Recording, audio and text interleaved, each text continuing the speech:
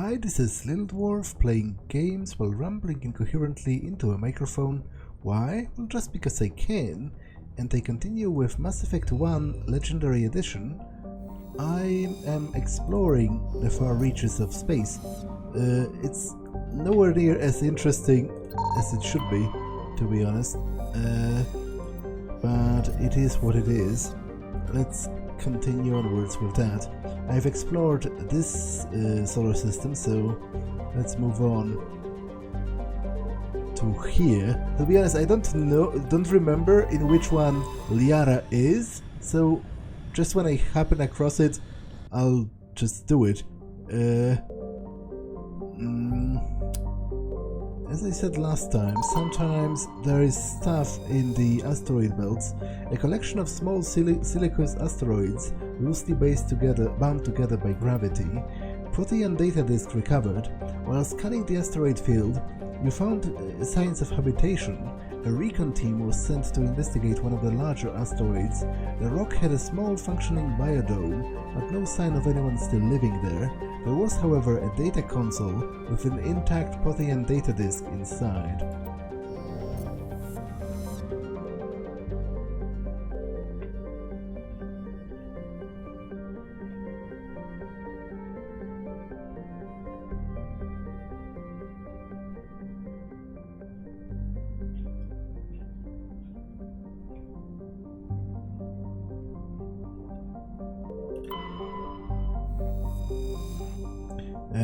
Tremanair is a dwarf planet composed of light magnesium silicates with deposits of aluminium.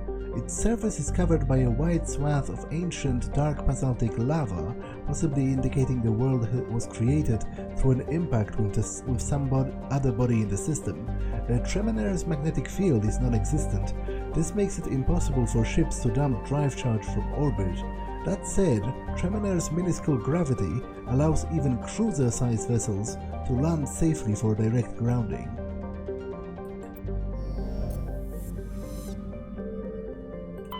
Commander, I'm picking up a signal from the planet's surface. It looks like an automated distress beacon. Edolus is a terrestrial planet with an atmosphere of carbon dioxide and nitrogen. Edolus's surface is covered by wide deserts of silicate sand, with only a few areas of igneous rock highlands to break the abrasive dust-choked wind.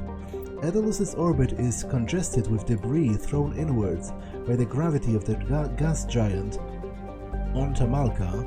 Due to a high rate of meteor impacts, exploration is highly dangerous.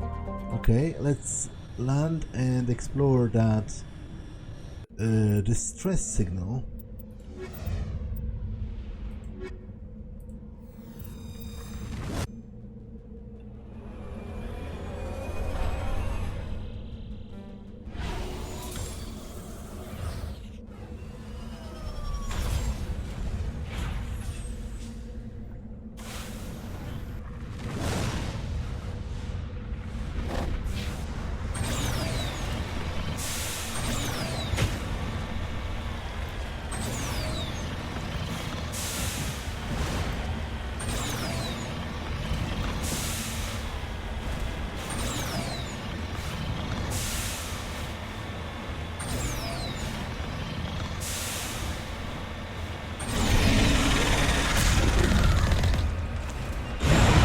Turns out it was a trap. Or at least it seems so. Okay, I'm actually dead.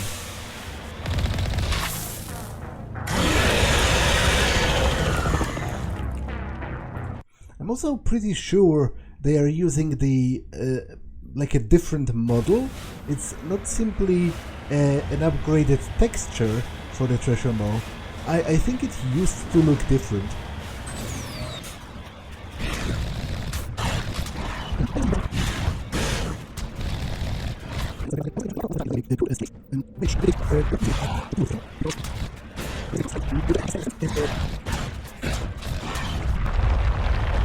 Oh, no. Okay, that was stupid of me. That was entirely my fault and also dumb.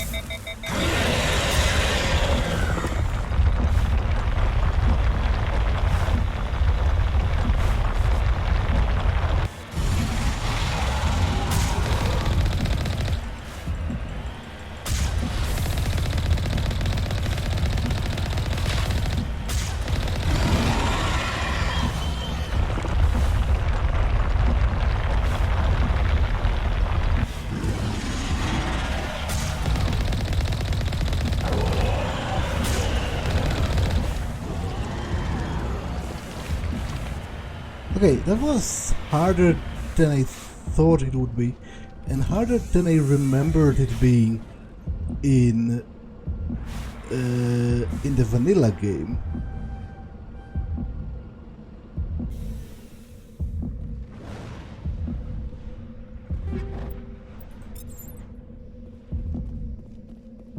Alliance soldiers. Looks like they were lured here by the distress beacon. Looks like these men were under Admiral Kahoku's command. He'd want to know what happened here. To be honest, I have no idea how he would know that. How would he have knowledge of... Can I disable that?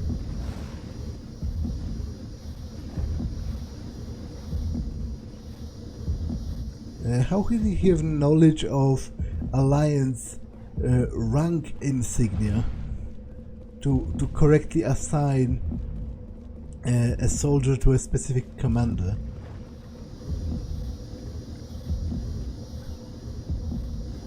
I was under the impression I could turn it off so that this doesn't happen to any more ships, but I guess I can't.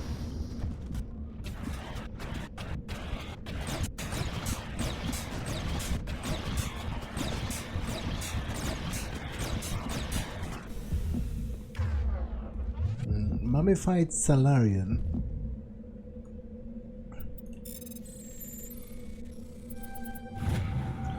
ID tag recovered. You found Captain Millen's identification tag. How it ended up here is impossible to know for sure.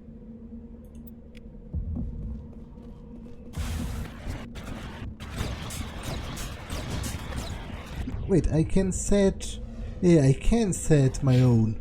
Okay, that's something I should remember about, because that's going to make it a lot easier.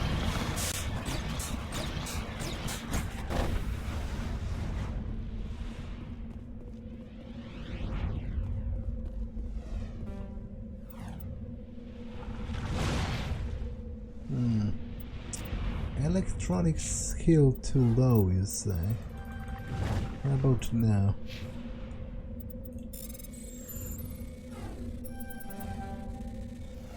Okay, to be honest, I'm very glad I managed to get the requirements, because it would haunt me afterwards if I didn't pick it up.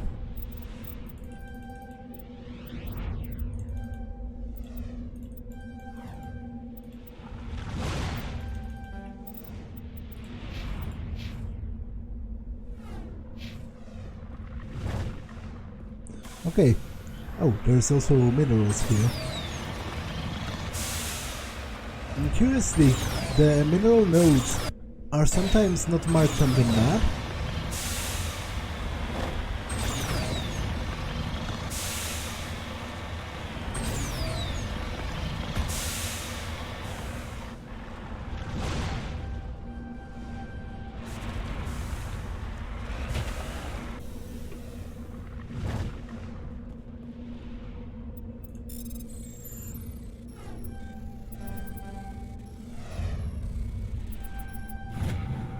have successfully surveyed a large deposit of lithium.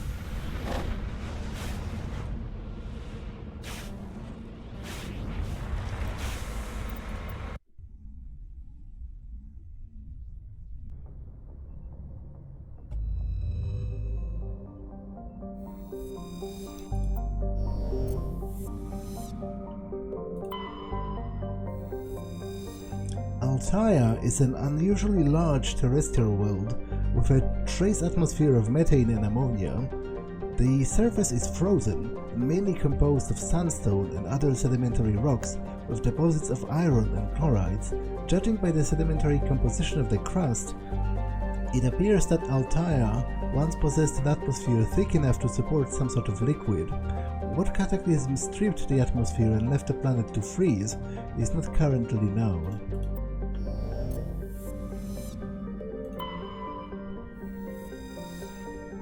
Ontamalka is a large hydrogen-helium gas giant with traces of chlorine and sulfur in the atmosphere.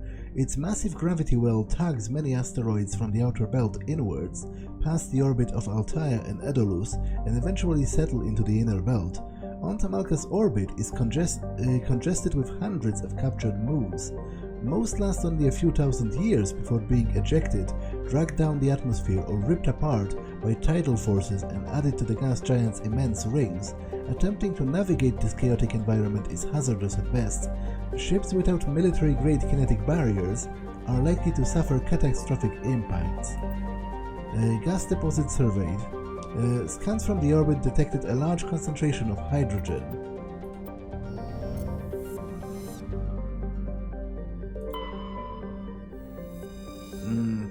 Small distant Alsages is a small terrestrial with a trace atmosphere of methane and argon.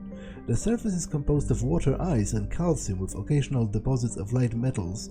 During the Alliance's pirate suppression campaign in the 2160s, the Batarian Eluam Ranpera was caught with his frigate Tuneron grounded on Alsages for drive discharge. When challenged by the cruiser Hyderabad, Ranperas refused to surrender. The Tuneron was destroyed attempting to take off. The debris is strewn across the southern hemisphere. Rare elements surveyed. Scans from the orbit detected a small deposit of plutonium.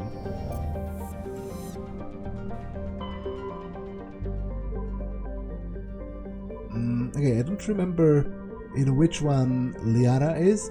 I would prefer not to go there, and to be honest, if I enter it, I will explore the minor world first. Okay, I don't think she is here.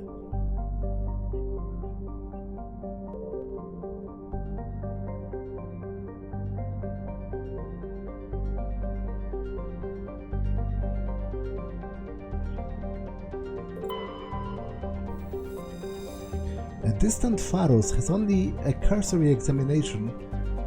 only cursory examination by unmanned probe.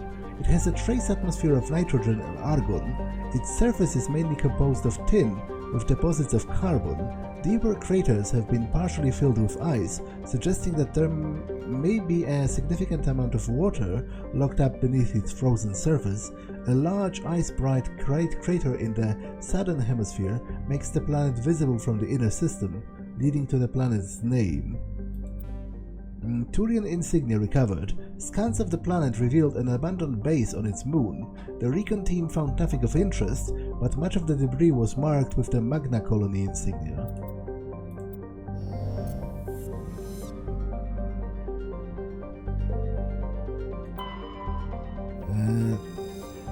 Circe is a modestly sized hydrogen-helium gas giant with traces of sulfur and chlorine.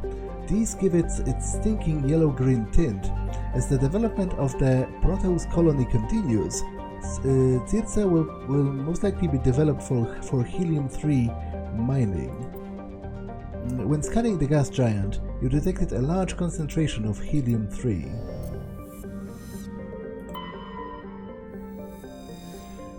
Traces of sodium in the atmosphere give Nausicaa its overall dark grey color, but it is otherwise a typical hydrogen-helium gas giant. An abundance of water vapor in the upper atmosphere accounts for its white clouds.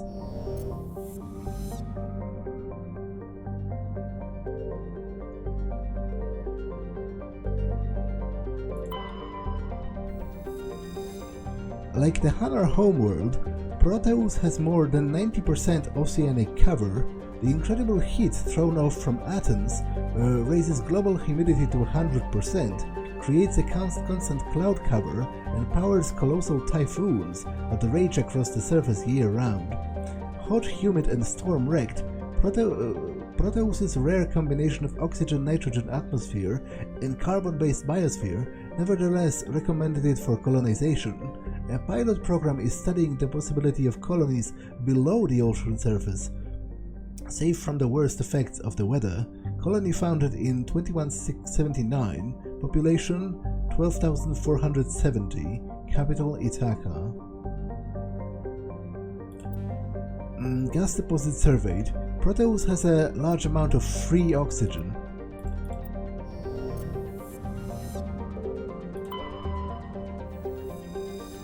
The geological properties of Salamis have been scanned from orbit, but little else is known about it. Due to its thick carbon dioxide atmosphere and proximity to the energetic star Athens, the equatorial daytime temperatures have been known to turn the surface molten. The crust is composed of iron, with deposits of platinum group metals. Okay, I don't think there is anything in the asteroid belt this time.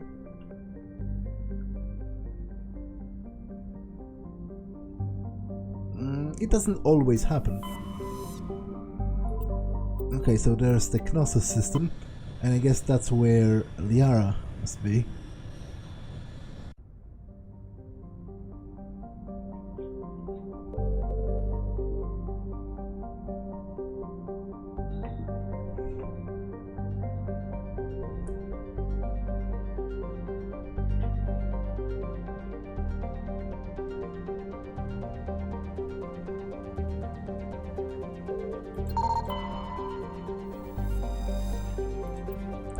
Heavy metal surveyed. Scans of this large asteroid have revealed several deposits of platinum.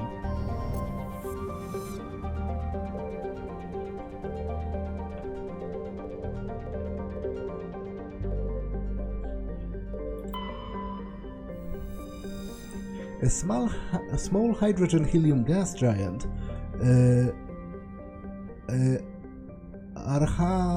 Archanes, has been developed as a full-featured, if modest, stopover for ships hauling refined material from Therum. In addition to a powerful magnetic field to dump drive charge, Archanes has a largely automated infrastructure of helium-3 refining and deuterium mining on its many water-ice moons. Scans of this gas giant have detected a large concentration of nitrogen.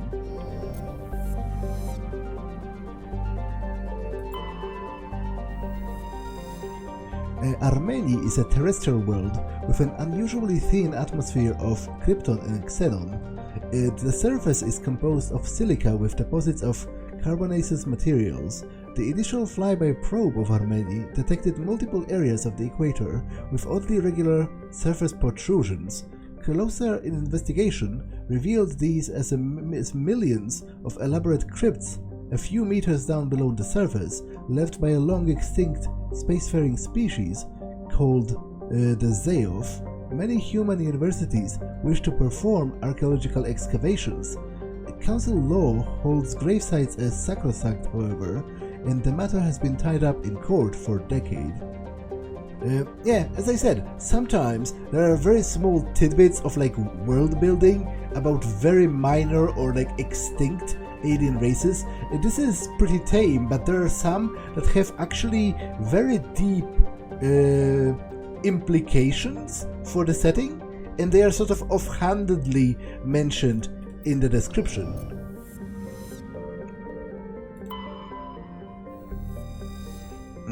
Zakros is a terrestrial world with nitrogen-methane atmosphere containing trace amounts of hydrocarbons. Its frigid surface is mainly composed of water ice and hydrocarbon slush. Most of the surface is not solid enough to support a full weight of a landed ship. If approach is necessary, use shuttles or keep the ship's mass effect envelope up.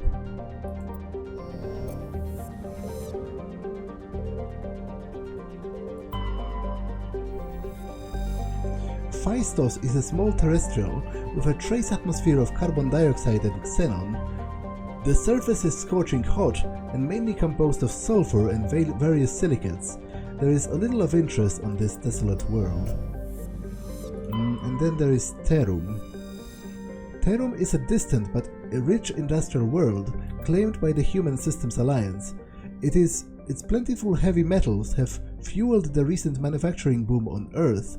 Core samples rich with fossils of simple silicon-based organisms indicate that Therum was more habitable in the past than it is in the present.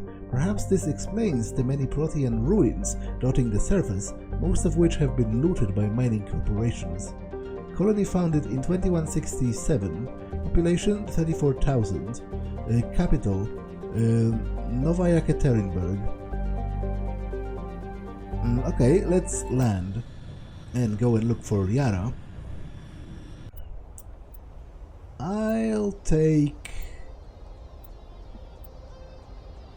I guess I'll take Ashley.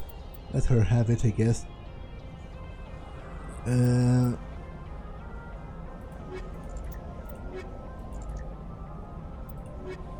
Although, I would really like a biotic.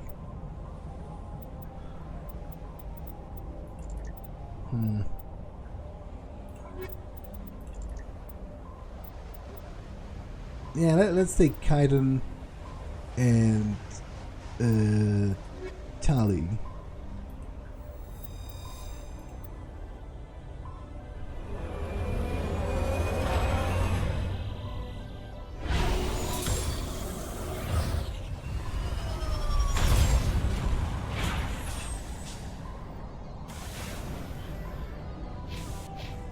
Commander, I'm picking up some strange readings.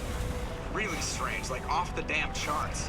It looks like it's coming from an underground complex a few clicks away from the drop zone.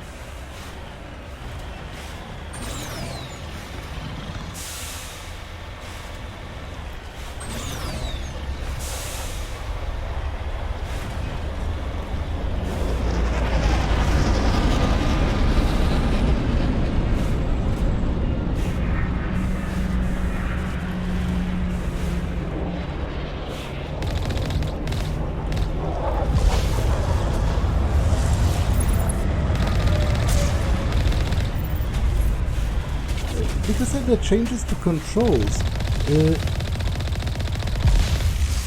it's actually significantly more difficult to use this vehicle. At least for me.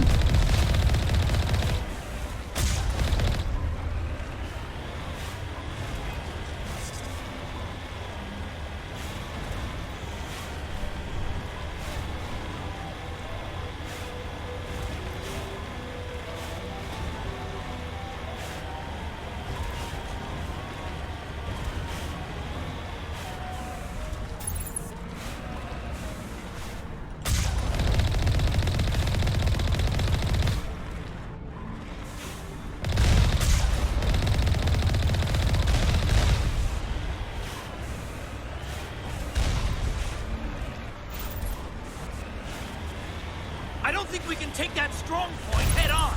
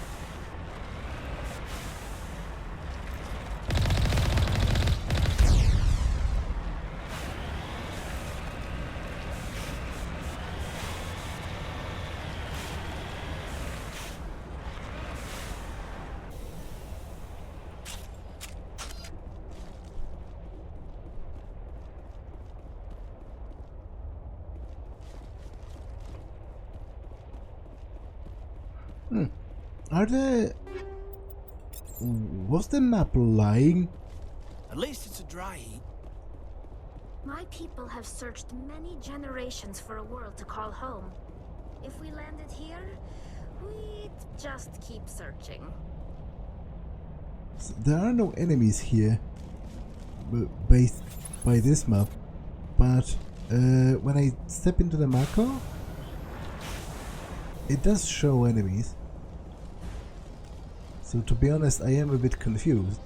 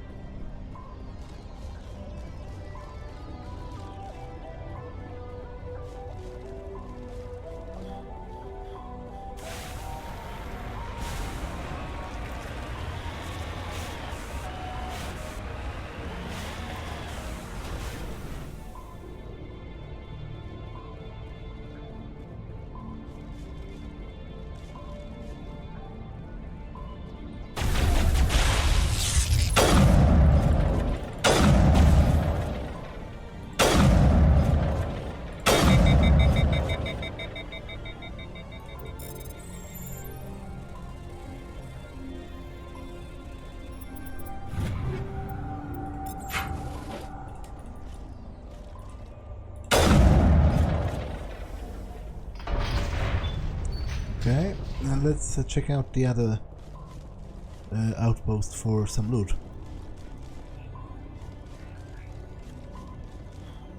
Possibly, maybe also... Okay, there's a crate here.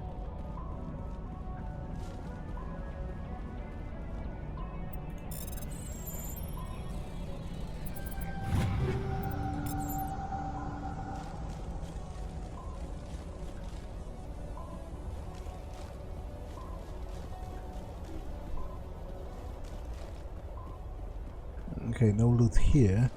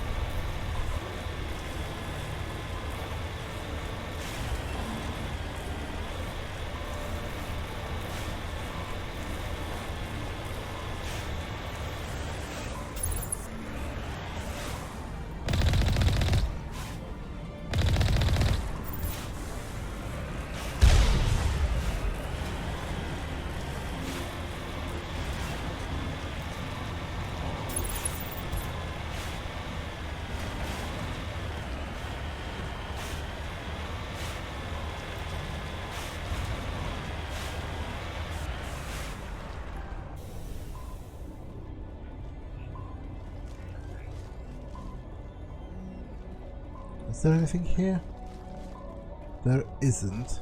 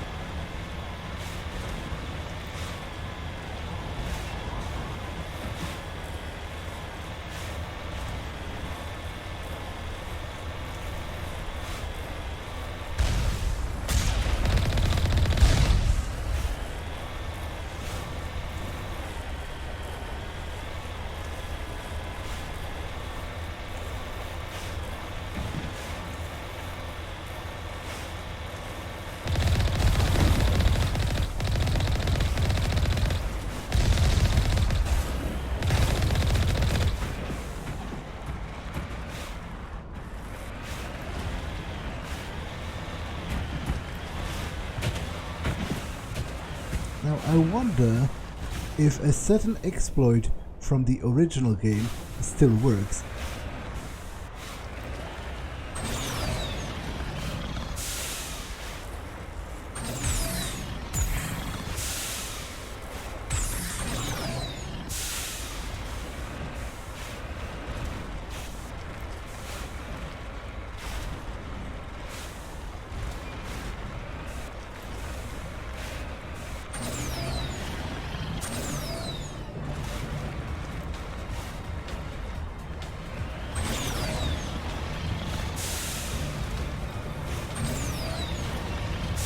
It does, actually.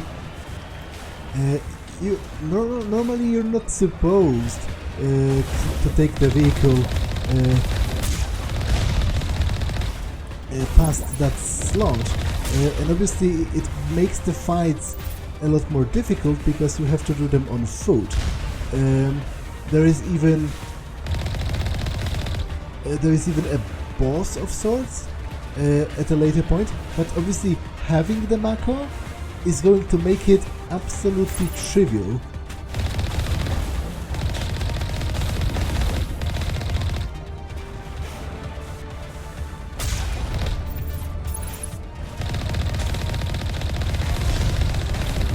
And there's part of me that thinks they probably left the exploit in because they felt if they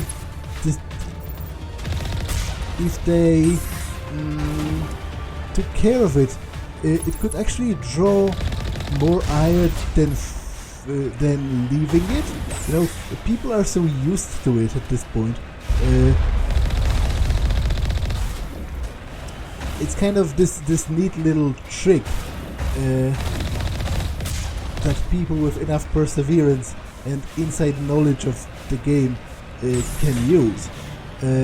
So because you know the game has been out for whatever many years, and it is a very well-known exploit. So I feel like they didn't fix it, even though they could, and that probably means something.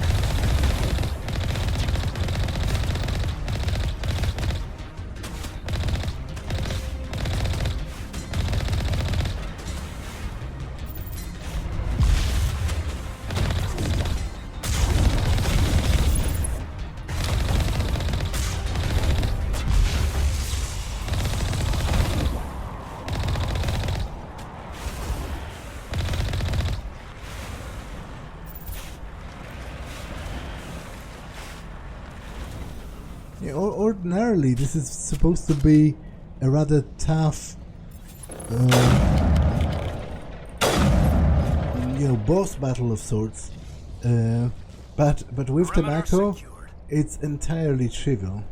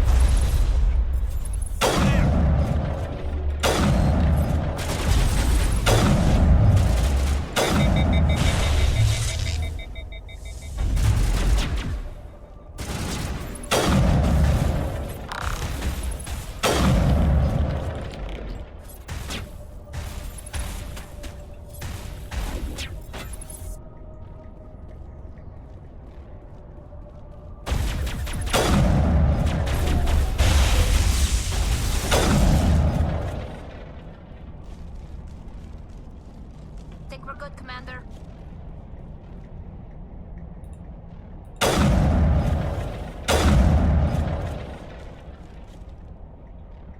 Okay, I think I'm stuck, which is actually a bit of a problem.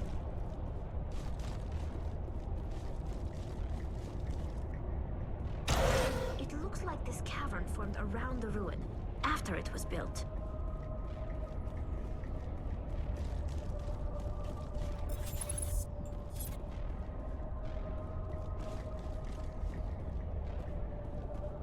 You lead, I'll follow.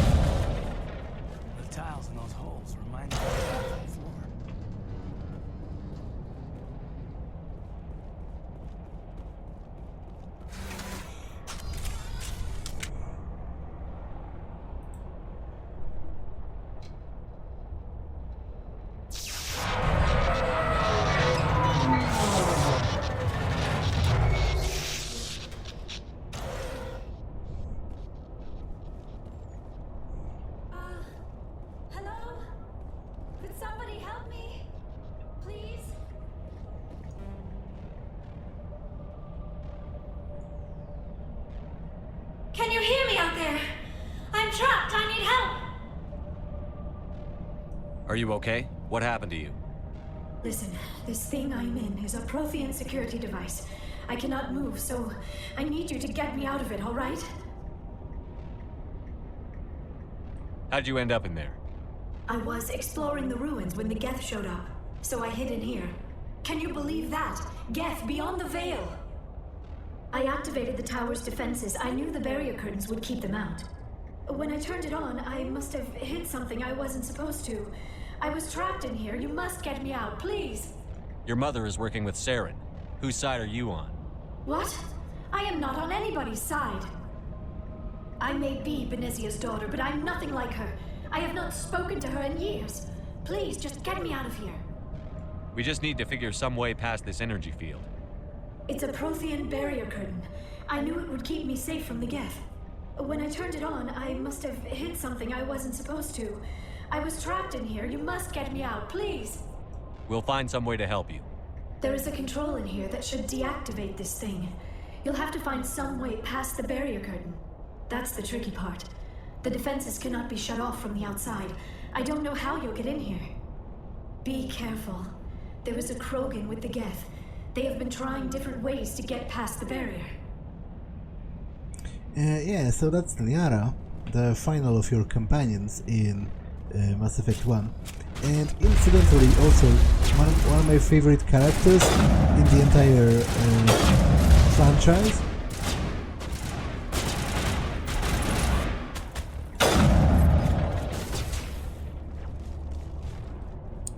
Partially because I like her personality, and partially because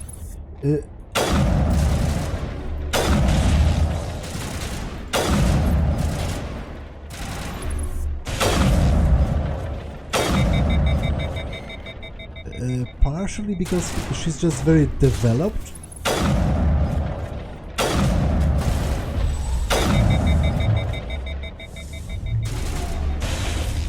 Like there's a lot of material involving her, and she goes through, quite a journey over the course of the franchise.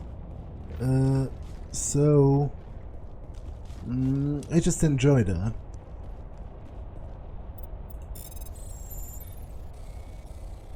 I do like Tali a lot as well, and also some other characters that we haven't met yet, but Liara is definitely one of the better ones.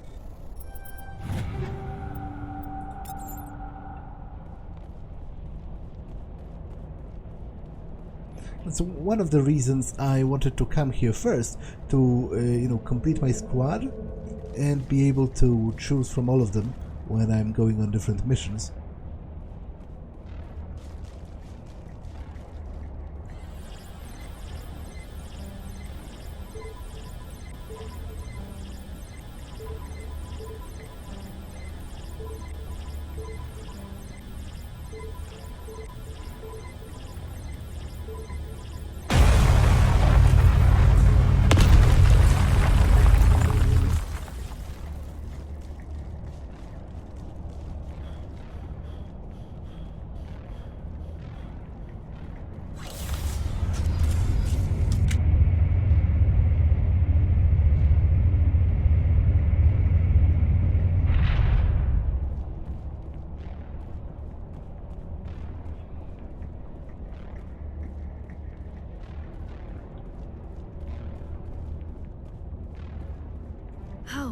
How did you get in here?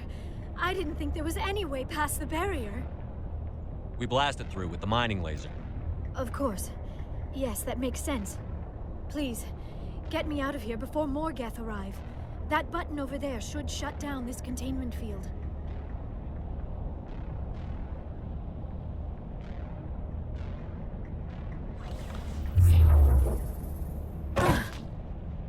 Any idea how we get out of this place? There is an elevator back in the center of the tower. At least I think it's an elevator. It should take us out of here. Come on!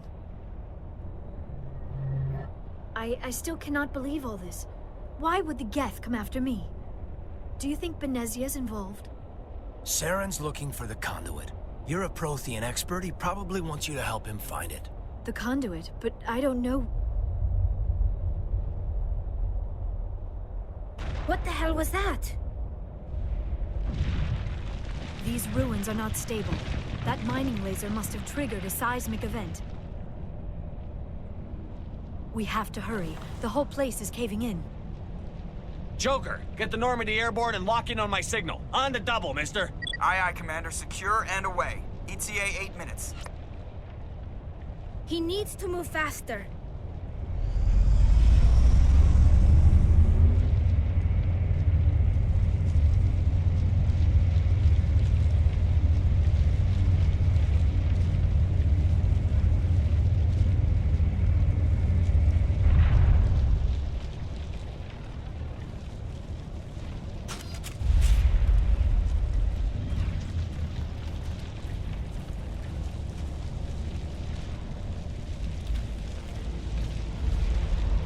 Surrender. Or don't. That would be more fun. In case you didn't notice, this place is falling apart. Exhilarating, isn't it? Thanks for getting rid of those energy fields for us. Hand the doctor over. Whatever it is you want, you are not getting it from me. She'll stay with us, thanks. Not an option. Saren wants her, and he always gets what he wants. Kill him. Spare the Asari if you can. If not, doesn't matter.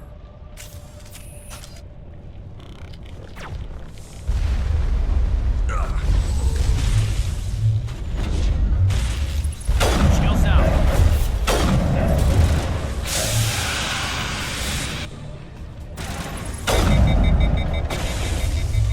Now I'm ready.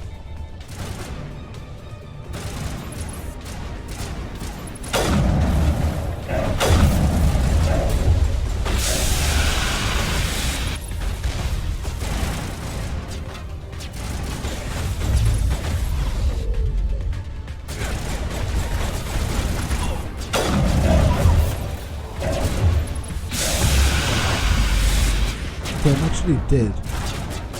I'm not sure what killed me. It must have been something that passes through barriers.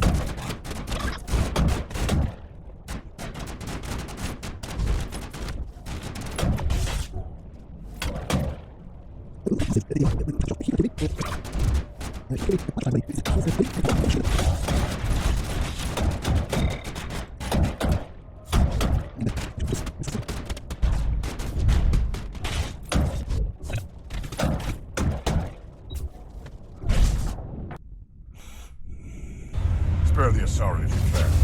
Not, it doesn't matter.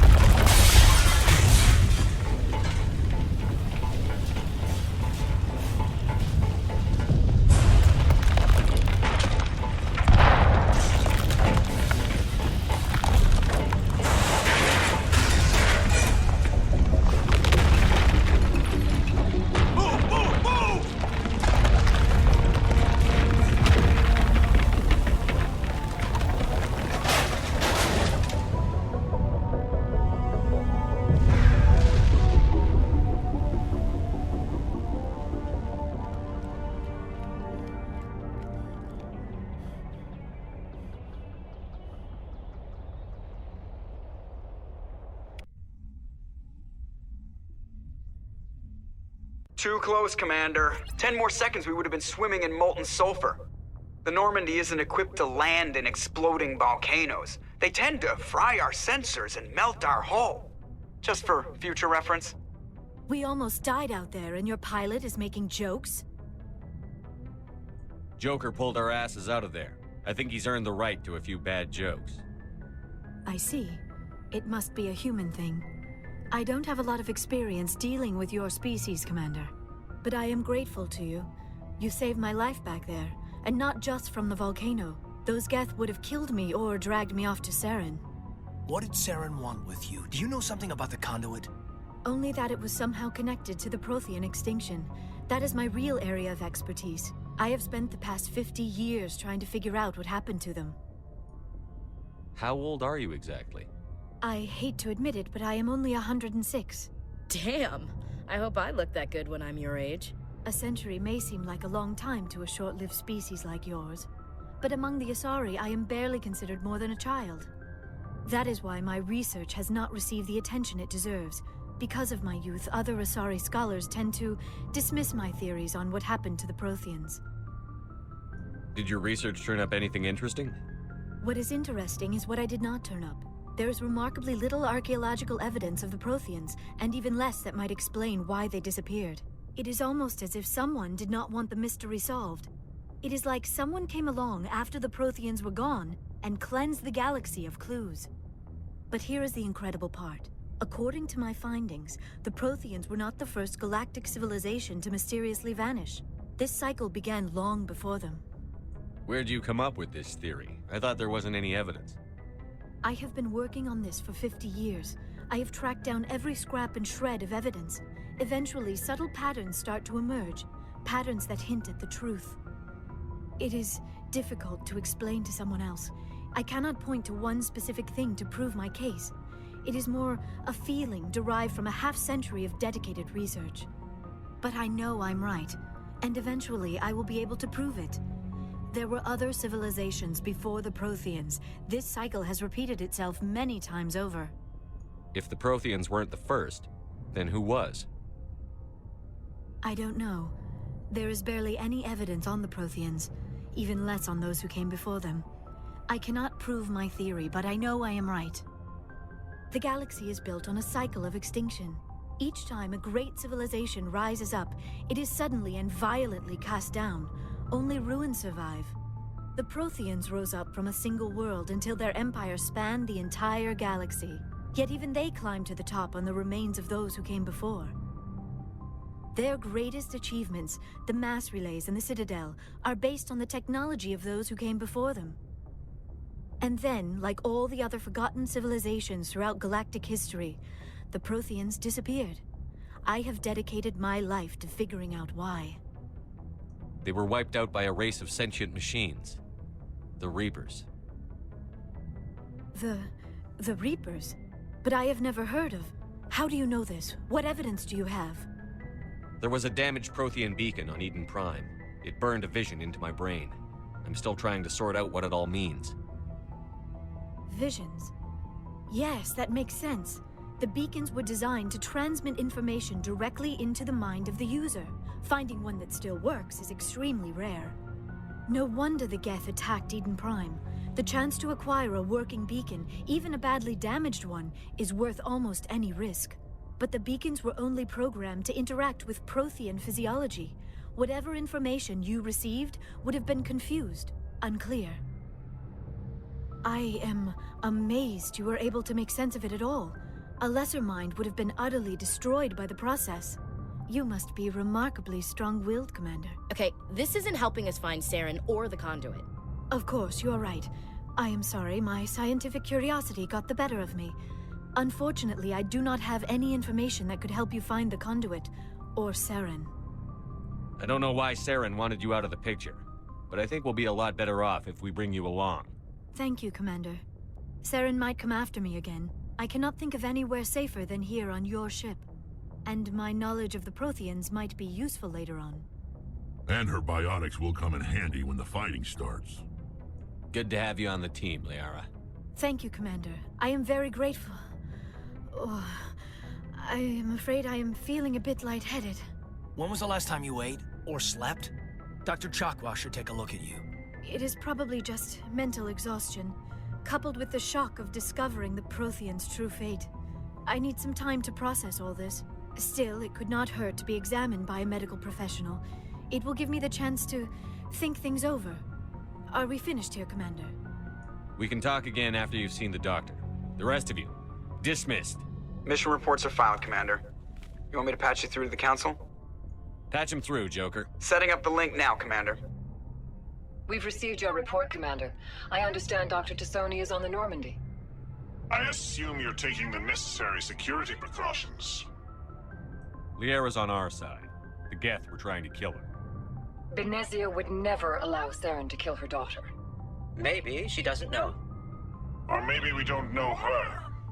We never expected she could become a traitor. At least the mission was a success. Apart from the utter destruction of a major Prothean ruin. Was that really necessary, Shepard?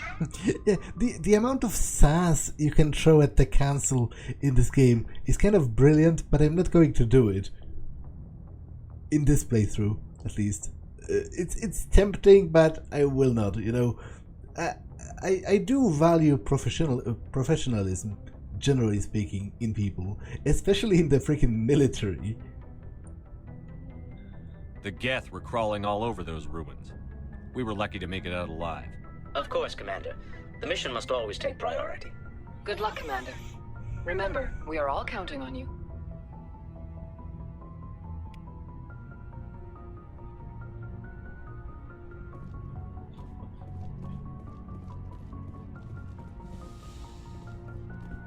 Okay, so I think... Whoa, that's quite a lot of points.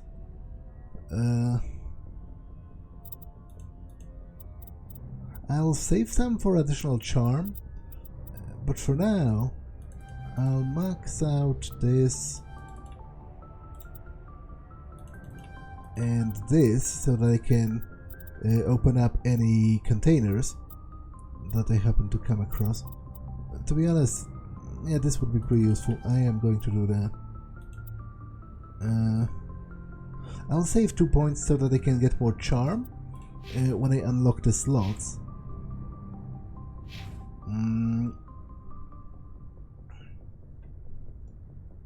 But for now, this episode has been long enough, so I'm going to save and end it for now. That's all for this one, and I will see you in the next one. Bye.